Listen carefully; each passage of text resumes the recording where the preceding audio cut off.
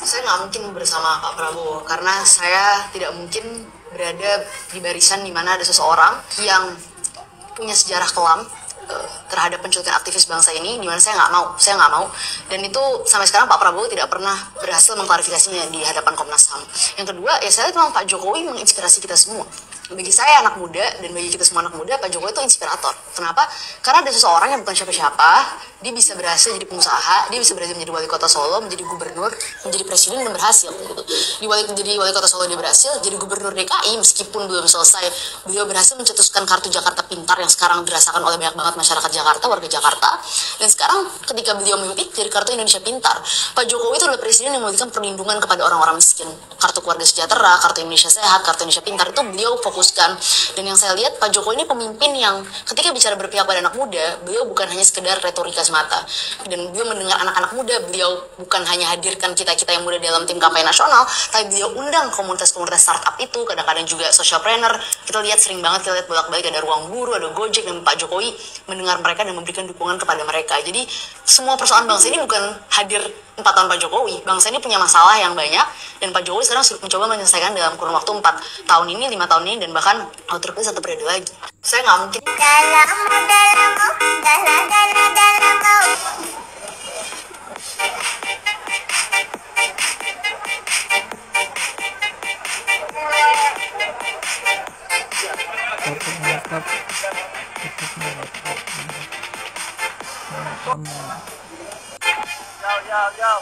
Tabrak masuk, berkampung masuk, lebih jauh jarak pandang, coba sedikit mengamuk, menciptakan lirik dan beat, secepat kilat tapi tak sempit, berdiri tegar walaupun sulit, jika mampu bersaing silakan pamit, ya, oke gas, tambah 2 orang gas.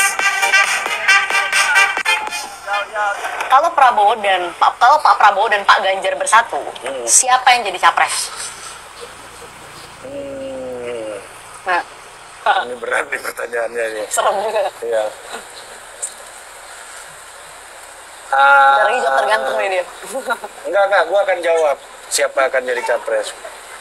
Menurut gua Pak Prabowo ya. Karena Paling berpengalaman ikut pilpres. Pak Ganjar kan besok-besok masih bisa. jadi lebih kepada Gua kan belum kesempatan yang gua harus. belum, ya kan yang nggak bisa lu beli dalam politik itu kan waktu. Semuanya bisa lu beli selain waktu. Waktu nggak bisa dibeli. Nggak bisa dibeli. Kalau deadline-nya pemilihan 14 Februari, lu punya duit semiliar untuk pertarungan di 13 Februari gitu misalnya, kalau waktunya udah nggak ada, duitnya buat apa lu pakai? Lu nggak tahu gitu. Karena waktunya sempit gitu. Coba duit semiliar dari lama, mungkin lu lebih efisien dan lebih tepat guna menggunakan sumber daya itu misalnya. Makanya ini soal waktu.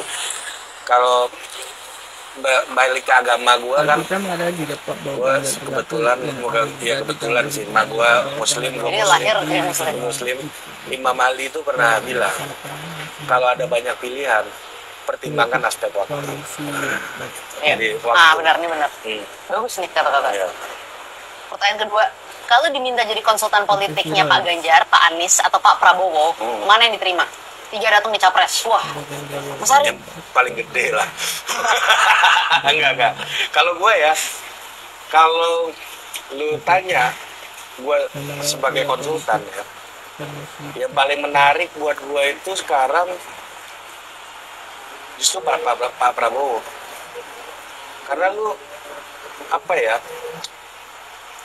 Lo punya kesempatan merebranding? Atau udah terjadi rebranding.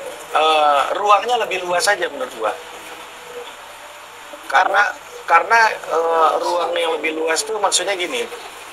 Ini orang yang udah senior, udah nggak ngerti dunia kita, biasanya dia lepas aja, udah terserah lu, gue gak ngerti. Itu pasti kerja, gue yakin ya yang kerja di Pak Prabowo psikologisnya kayak gitu sekarang tuh. Karena gapnya udah kejauhan, Sam. Gue nggak ngerti juga Samara ngerjain apaan gitu. Kayak gue di kantor, gue punya staff yang umurnya 10 tahun di bawah gue udah nggak ngerti dunia mereka. Ya udah lu kerjain dan suka-suka lu lah gitu. Nah kalau lu disuruh kerja, lu lebih senang, kalau gue lebih senang diberi ruang yang lebih luas daripada harus mengikuti banyak aturan. Kalau Pak Ganjar, gue yakin dunianya nggak terlalu jauh sama gue. Ada kultur PDI yang udah saklek, orang-orang PDI banyak di situ, itu, dan punya pengalaman kemenangan baru-baru ini. Jadi mereka pasti akan pakai cara mereka menang, formula mereka menang sebelumnya, ya kan? Nah kalau Pak Anies, buat gue sih apa ya? Gue ngerasa dunia gue mirip-mirip sama Pak Anies. Jadi nggak ada yang baru. Nggak ada hal yang apa namanya yang pengen gue pengen tahu juga dalam pertarungan pasti ada pengalaman baru gitu ya. Tapi karakter Pak Anies ini mirip-mirip sama gue nggak ngerasa menambahkan warna apapun gitu. Kalau selama 5 tahun mengabdi di PSI sebagai ketua DPP, per hari ini, 18 April 2022, saya memutuskan untuk mengundurkan diri sebagai pengurus dan kader PSI. Indonesia PSI. Hal ini diungkapkan keputusan ini saya ambil atas dasar pertimbangan pribadinya pada saya merasa saya membutuhkan perjalanan baru di luar partai politik. Untuk saat ini, saya ingin fokus mengabdi untuk Indonesia melalui cara-cara lainnya. Salah satunya dengan fokus menyuarakan isu perempuan dan mengabdi untuk kepentingan perempuan. Selama 5 tahun mengabdi di PSI sebagai ketua DPP, per hari ini, 18 April 2022, saya memutuskan untuk mengundurkan diri sebagai pengurus